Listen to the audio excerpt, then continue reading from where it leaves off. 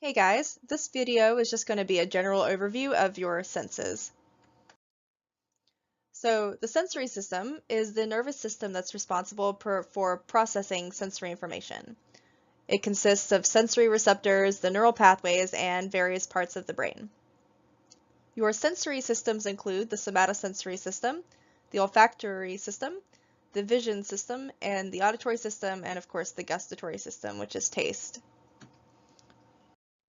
So sensory receptors respond to stimuli, and then they act as transducers by converting the stimuli into afferent nerve impulses that are going to transmit that signal to various associated cortical regions of the brain. Remember, the thalamus relays that sensory information to the associated cortical region, except in the case of olfaction, because olfaction is weird. So there are numerous types of sensory receptors. You can characterize the sensory receptor based on the type of stimulus to which they respond. Mechanoreceptors respond to touch or pressure. So these are your cutaneous receptors of the skin. Chemoreceptors respond to chemicals. So these are going to be the olfactory receptors in your nose. Photoreceptors respond to light. These are, of course, going to be your rods and cones in the eye.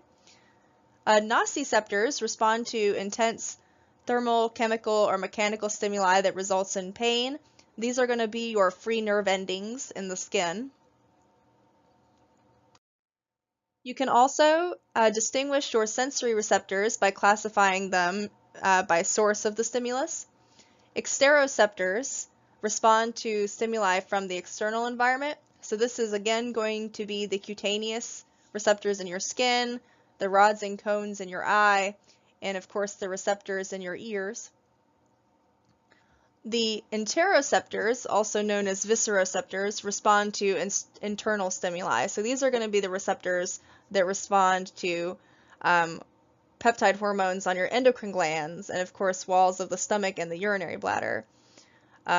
Some various types of interoreceptors include baroreceptors that are in the arterial walls that respond to changes in blood pressure. There are also proprioceptors that are found in musculoskeletal organs and of course the corresponding connective tissue coverings.